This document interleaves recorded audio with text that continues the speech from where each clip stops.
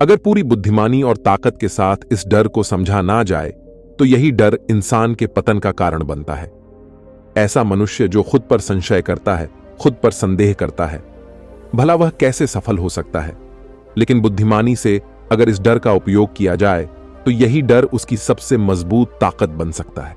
काश केवल एक बार उसने खुद पर विश्वास किया होता तो उसे मालूम होता कि उसके डर में ही उसकी ताकत का रहस्य छुपा हुआ है।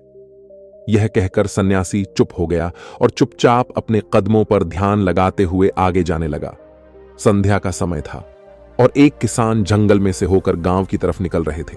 सन्यासी के यह शब्द किसान को कुछ समझ में नहीं आए। वह सोच रहा था कि डर में ताकत कैसे हो सकती है। डर तो आदमी को कमजोर बनाता है। अपने मन की उत्सुकता को जब वह काबू नहीं कर सका तो उसने सन्यासी से पूछा कि महात्मा जी, आप यह क्या कह रहे हैं कि डर में ताकत होती है? डर तो आदमी को कमजोर बनाता है, उसे तो अपना डर दूर करना चाहिए। किसान अपनी बात पूरी कर पाता उससे पहले ही उसे एक शेर की गूंज सुनाई दी।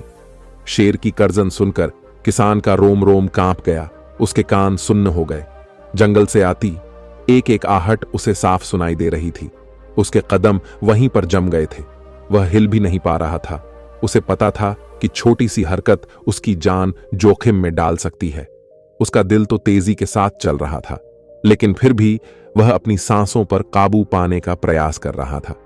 कुछ देर बाद जब खतरा टल गया तब सन्यासी ने कहा कि अभी जब तुम डरे हुए थे तो तुम्हारे शरीर का रोम रोम जाग गया था। जंगल से आ रही छोटी से छोटी आहट पर भी तुम्हारा ध्यान लगा हुआ था।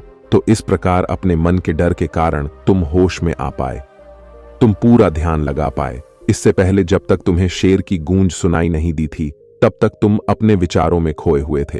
लेकिन जैसे ही तुम्हें शेर की गूंज सुनाई दी वैसे ही तुम्हारे सारे विचार गायब होकर हम वर्तमान में उपस्थित हो गए थे।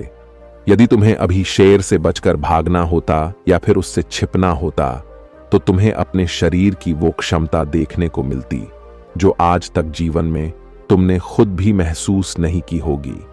जब कोई कुत्ता तुम्हारे पीछे काटने के लिए दौड़ता है तो उस समय तुम्हारी जो रफ्तार होती है वह तुम्हारी आम जिंदगी से कहीं ज्यादा होती है। साधारण जीवन में तुम इतने तेज नहीं भाग पाओगे जितना कि एक कुत्ते के सामने भाग पाओगे। यह ताकत या कहे कि हमारे शरीर की क्षमता अभी देखने को मिलती है। जब हमारे मन के अंदर डर होता है, किसी डरावनी परिस्थिति में हमारा माइंड और हमारा शरीर अपने उच्चतम श्रेणी में काम करता है। जो काम तुम आम जिंदगी में नहीं कर पाते वह तुम्हें डराकर कराया जा सकता है। जहां पर भी तुम्हें डर का एहसास होता है वहीं पर तुम्हारी इंद्रियां पूर्ण रूप से सक्रिय हो जाती हैं। तुम्हारे कानों की सुनने की क्षमता तेज हो जाती है, दृष्टि एकटक हो जाती है, पूरी सजग हो जाती है, सक्रियता तीव्र हो जाती है। और जैसे जैसे वह डर खत्म होता है वैसे वैसे तुम सुप्त अवस्था में चले जाते हो। तुम सो जाते हो और तुम्हारे इंद्रियां फिर से आराम की स्थिति में चली जाती हैं। सन्यासी ने किसान से कहा कि परीक्षा से एक दिन पहले जो याद करने की तुम्हारी गति होती है वह साधारण याद करने की क्षमता से कई तेज होती है। सिर्फ एक बार याद किया हुआ तुम्हें परीक्षा के समय याद रह जाता है और तुम जानते हो कि यह सब परीक्षा के डर से ही होता है। इसीलिए डर को दूर करने की जगह इंसान को यह सोचना चाहिए कि वह अपने डर को ताकत कैसे बना सकता है। जिस प्रकार सुख और दुख, प्रकाश और अंधेरा एक ही सिक्के के दो पहलू होते हैं, उसी प्रकार डर और ताकत भी एक ही सिक्के के दो पहलू होते हैं। जिस प्रकार रोशनी के बिना अंधेरा पूर्ण नहीं होता, सुख के बिना दुख पूर्ण नहीं होता, उसी प्रकार डर के बिना ताकत का भी कोई महत्व नहीं है। किसान सन्यासी के ज्ञान से बहुत प्रभावित हुआ, उनके चरणों में नभ मस्तक हो गया और उनसे पूछा कि महात्मा, अंधेरे को तो दिया जलाकर रोशनी से भरा जा सकता है, लेकिन अपने डर को ताकत में कैसे बदले, इसके लिए कोई उपाय बताएं। इस पर सन्यासी ने कहा कि डर दो प्रकार के होते हैं। सबसे पहला मानसिक डर और दूसरा शारीरिक डर। सन्यासी ने किसान को समझाते हुए कहना शुरू किया कि मान लो तुम्हें जंगल से होकर गुजरना है और अचानक तुम पाते हो कि तुम्हारे मन में शेर का ख्याल आ गया। अभी तक प्रत्यक्ष रूप में शेर तुम्हारे सामने नहीं आया है, ना उसकी आवाज सुनाई देती है, मतलब दूर दूर तक कोई अंदेशा नहीं है कि जंगल में शेर मौजूद है, लेकिन शेर का ख्याल आने से तुम्हारे मन में एक डर पनप गया। अब तुम्हारा उठने वाला एक एक कदम उसी डर से अभिभूत होगा। हर समय तुम्हारे मन में यही ख्याल चलेगा कि कहीं शेर ना आ जाए। ये शेर वर्तमान में तुम्हारे सामने नहीं है, ये तुम्हारी बहुविषय की कल्पना है। इसी प्रकार जो मनुष्य अतीत और भविष्य की चिंताओं में डूबा रहता है, वह मानसिक डर का शिकार होता चला जाता है। इसी समस्या के कारण वह अपने जीवन में जितने भी निर्णय लेता है, वह सारे मानसिक डर से ग्रसित होते हैं। इसीलिए ज्यादातर मनुष्य पूर्ण रूप से अपने निर्णय पर भरोसा नहीं कर पाते, और यही निर्णय या फिर फैसले जो आधे मन से ले जाते हैं, मनुष्य के कार्य को पूरा नहीं होने देते। लेकिन यह भी सत्य है कि मानसिक डर के कारण ही इंसान अपनी तैयारी पूरी करता है। अगर तुम्हारे मन में शेर का ख्याल नहीं आएगा तो तुम शेर से सुरक्षा के लिए कोई भी कदम नहीं उठाएंगे। लेकिन अगर तुम्हें शेर का ख्याल आ गया तो तुम उससे सुरक्षा के लिए कोई ना कोई तरीका जरूर अपनाओगे। इसीलिए मानसिक डर बेकार नहीं होता, वह आपकी सुरक्षा को और ज्यादा मजबूत भी करता है।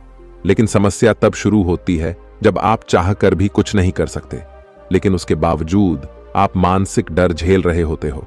उदाहरण के लिए, कुछ मनुष्य हमेशा यह सोचते रहते हैं कि उन्हें कोई बीमारी ना हो जाए, कहीं उनके साथ कोई दुर्घटना ना घट जाए, कहीं उनके साथ कोई धोखा ना कर दे। लेकिन इन सब घटनाओं पर उनका कोई जोर नहीं होता है, यह उनके हाथ में नहीं होता है। अगर दुर्घटना होनी होगी तो होगी ही, अगर बीमारी होनी होगी तो होगी ही। अच्छा खान पान और अच्छी दिनचर्या का पालन करने के बाद भी अगर कोई मनुष्य बीमार हो जाता है तो यह उसके नियंत्रण के परे की बात है। अपनी तरफ से उसने पूरी कोशिश की और यही उसका कर्तव्य था, उसमें कोई कुछ क्या कर सकता है। जो घटनाएं इंसान की पहुंच के परे होती हैं, वह उनसे भी परेशान होता रहता है, उनसे भी उसका मन घबराता रहता है, और यही मानसिक डर उसके पतन का कारण बनता है। और यही मानसिक डर अगर सही तरीके से इस्तेमाल किया जाए तो मनुष्य समझदार और अनुभवी कहलाएगा। जो इंसान यह सोचता है कि कांटे सिर्फ दर्द देने के लिए ही बने हैं, वह यह भूल जाता है कि कांटे ही फूलों की रक्षा करते हैं। इसी प्रकार एक ज्ञानी मनुष्य किसी भी चीज का उपयोग अपने सकारात्मक तरीके से कर सकता है, लेकिन एक अज्ञानी मनुष्य अपनी अज्ञानतावश उन चीजों को भी त्याग देता है जो उसके लिए उपयोगी होती है। विवेकशील मनुष्य फेंके गए पत्थरों का भी महल बना लेता है, लेकिन एक अज्ञानी मनुष्य उन पत्थरों को दूसरों पर फेंकता रहता है।